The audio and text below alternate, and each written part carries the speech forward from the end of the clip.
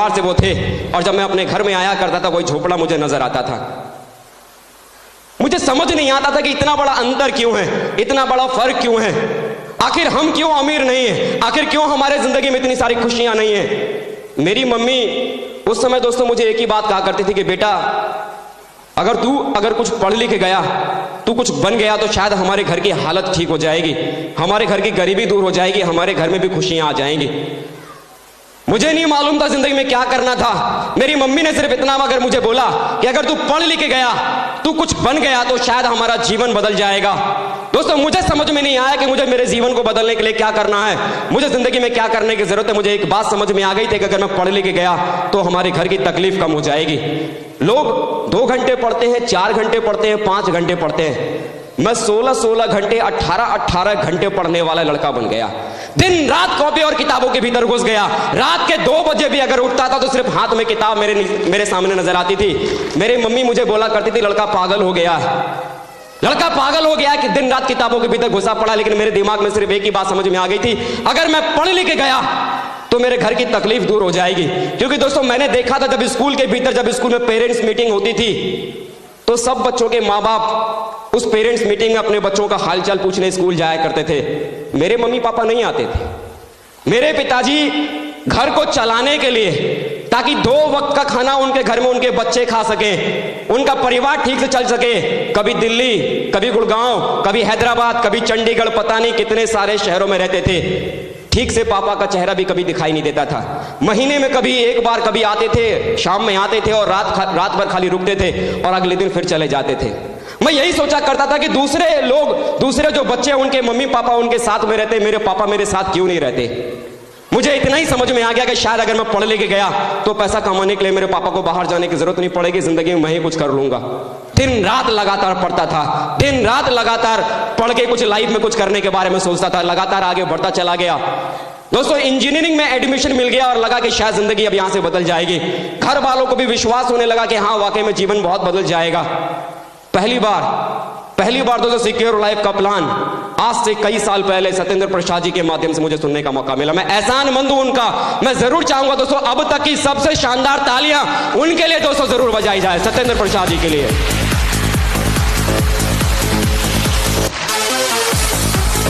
शुक्रिया दोस्तों। सत्येंद्र प्रसाद जी ने जब पहली बार मुझे उस प्लान के बारे में मुझे समझाया, मुझे बताया कि इस बिजनेस की वजह से 8 लाख रुपया महीना कमाया जा सकता है। उन्होंने इस प्लान को क्या समझाया, कैसे समझाया, मुझे जरा सा भी समझ में नहीं आया।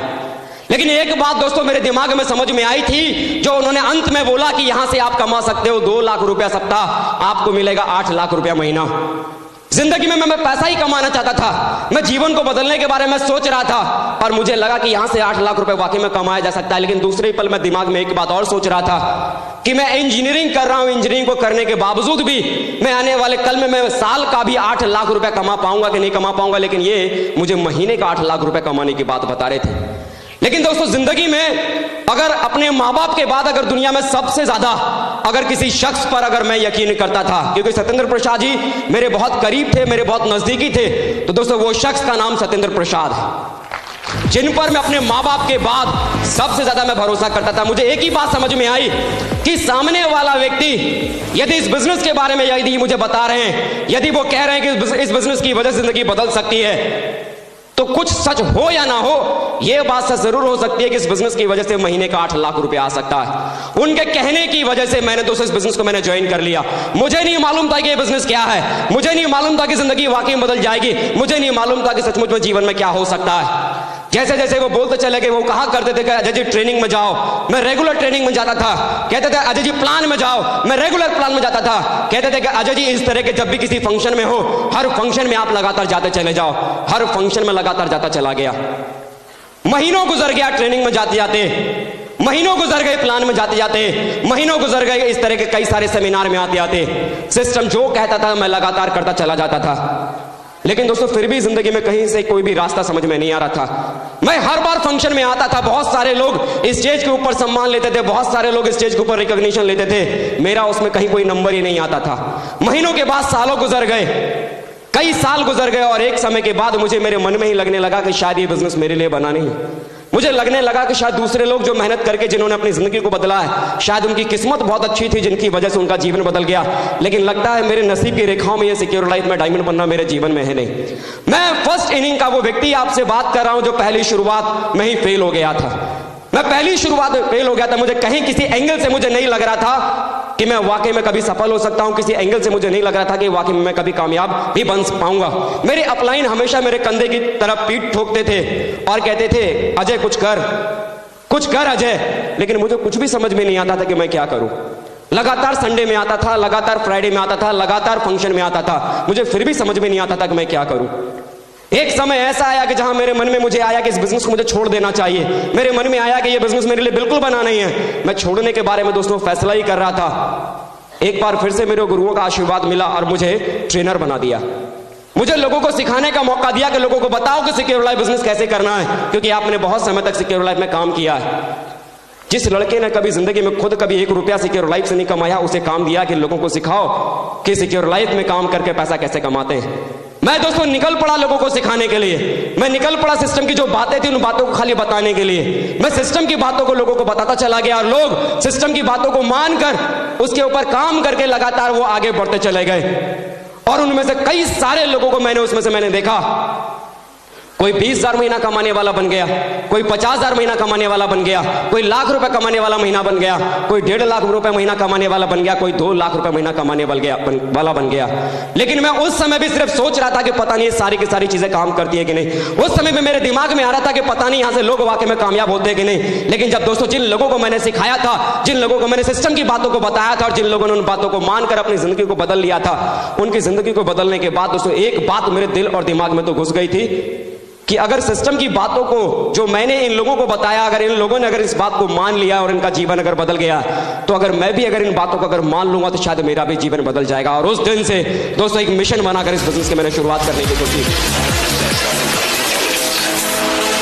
थैंक यू दोस्तों। उसी समय मेरी नई शादी हुई, 4 जुलाई 2011 मेरी नई शादी हुई। शायद मैं फिर भी इस बिजनेस को करने के बारे में नहीं सोचता। लेकिन जब दोस्तों सत्येंद्र प्रसाद जी जो कि मेरे बहुत ही नजदीकी थे, जब लाखों रुपया महीना कमाते हुए जब मैंने अपनी आंखों से उन्हें मैंने जब देखा, शायद कोई दूसरा व्यक्ति अगर लाखों रुपया महीना अगर कमा रहा होता तो जिंदगी में कहीं से भी यकीन नहीं होता कि इस बिजनेस की वजह से लाखों रुपया कमाया जा सकता है। लेकिन क्योंकि सत्येंद्र प्रसाद जी लाखों रुपया महीना कमा रहे थे, तो इस बात का दोस्तों मुझे यकीन हो गया कि अगर इनके पास अगर लाखों रुपया आ सकता है, क्योंकि आज के जमाने में जिंदगी में 1 नंबर से लाख रुपया महीना कमाना कोई छोटी मोटी बात नहीं। यस या नो दोस्तों? उस दिन के बाद यकीन हो गया कि लाखों रुपया महीना कमाया जा सकता है। दोस्तों मिशन बनाकर एक बार फिर से 0 लेवल से मैंने इस बिजनेस को मैंने ज्वाइन किया। फिर से ना मेरे कोई लेफ्ट में कोई था, ना मेरे कोई राइट में कोई था। एक बार फिर से जिंदगी का मिशन बनाकर इस बिजनेस को मैंने करने की शुरुआत की थी। नई शादी हुई थी।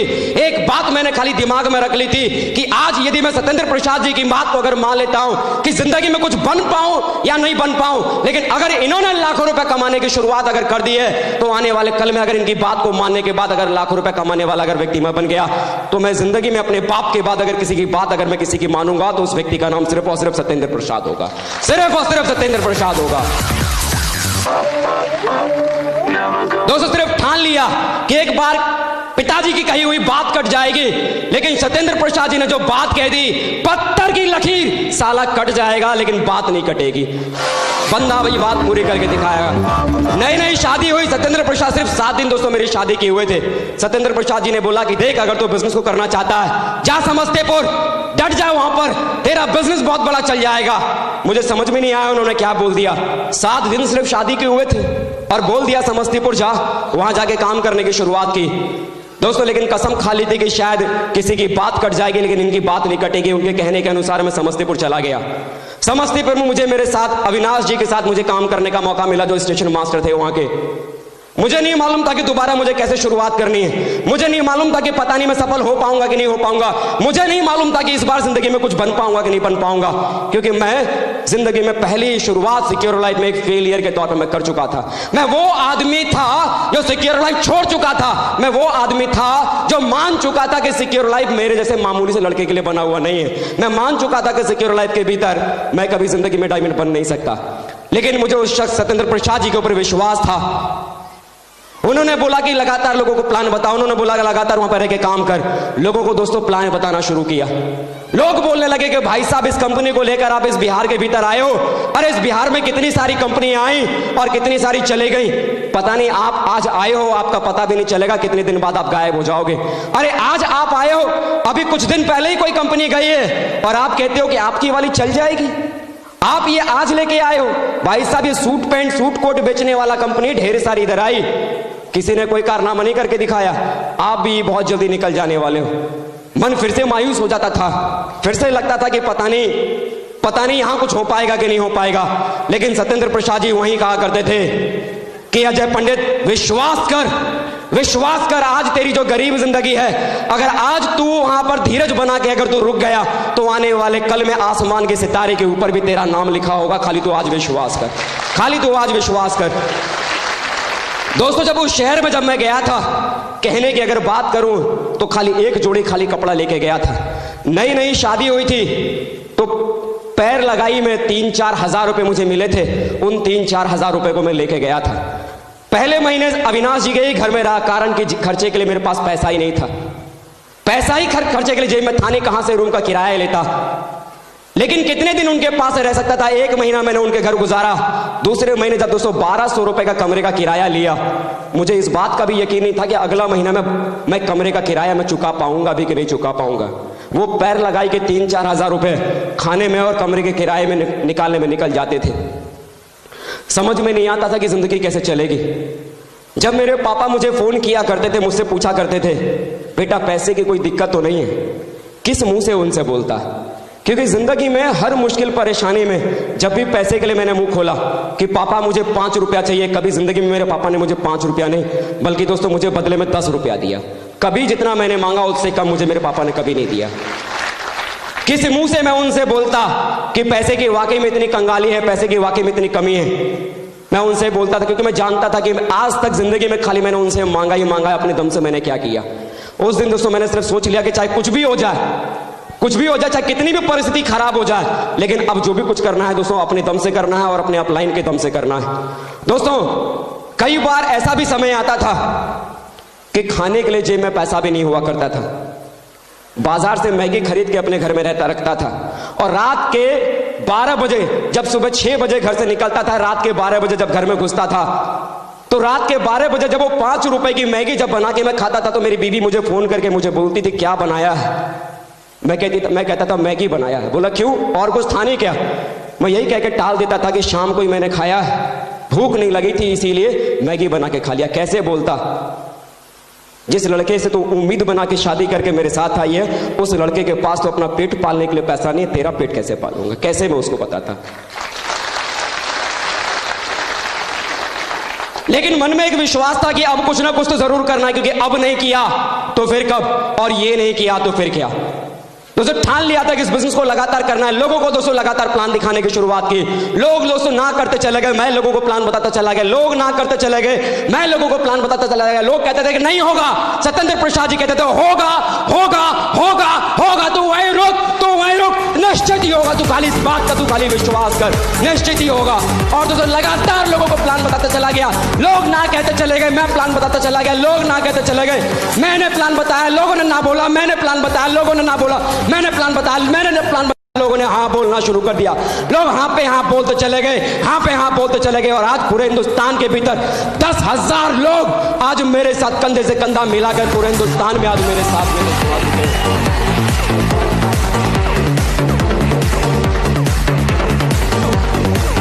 Thank you. कभी सोचता था तो लोग भी कभी मेरे साथ कभी इस बिजनेस के भीतर आ पाएंगे कि नहीं आ पाएंगे। आज 10,000 लोग मेरे साथ हैं।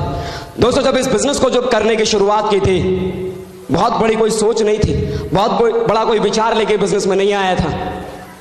पढ़ने लिखने वाला एक स्टूडेंट था, इलेक्ट्रॉनिक्स इंजीनियरिंग का सेकेंड ईयर का स्टूडेंट था, पढ़ने लिखने वाला स्टूडेंट था।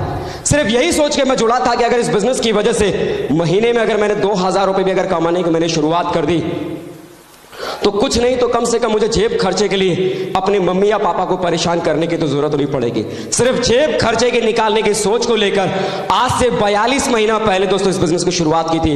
लेकिन दोस्तों आज फक्र से कहता हूं कि अपने अप्लायंस की वजह से, अपने आदर्शों की वजह से और इस ग्रेट सक्सेस सपोर्ट सिस्टम की वजह से आज अगर महीने की बात करूं तो 4 से 5 लाख रुपया हर महीना कमाता हूं, हर महीना कमाता हूं, हर महीना कमाता हूं।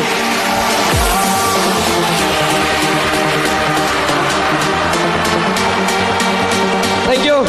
4 से 5 लाख। जरा आज की तारीख में इस पूरे हिंदुस्तान में जरा झांक के देखना, जरा टटोल के देखना, इस पूरे हिंदुस्तान में 8 घंटे लगातार 365 दिन काम करने के बाद भी करोड़ों लोग ऐसे हैं जो पूरे साल मेहनत करने के बाद 5 से 6 लाख रुपए महीना नहीं कमा पाते।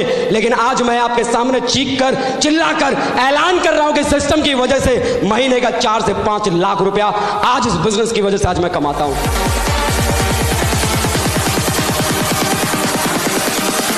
Thank you. दोस्तों, जब इस बिजनेस के पहले की अगर बात करूं तो मेरे पिताजी ने एक छोटी सी मुझे एक साइकिल दिलाई थी, जिस साइकिल से मैं कभी स्कूल, कॉलेज और ट्यूशन पढ़ने के लिए जाता था। लेकिन दोस्तों, आज नाज करता हूं इस सिस्टम के ऊपर। आज मुझे गर्व है अपने आदर्शों के ऊपर, जिनके गाइडलाइन में काम करके मात्र 19 महीने की मेहनत के बाद ही ये साइकिल पर चलने वाला लड़का अपनी खुद की न्यू ब्रांड एसी कार में चलने वाला व्यक्ति बन गया था। न्यू ब्रांड एसी कार में जब दोस्तों वो 1200 रुपए महीने के कमरे पर, जब मैं किराए पर रहता था, जिस 1200 रुपए के कमरे के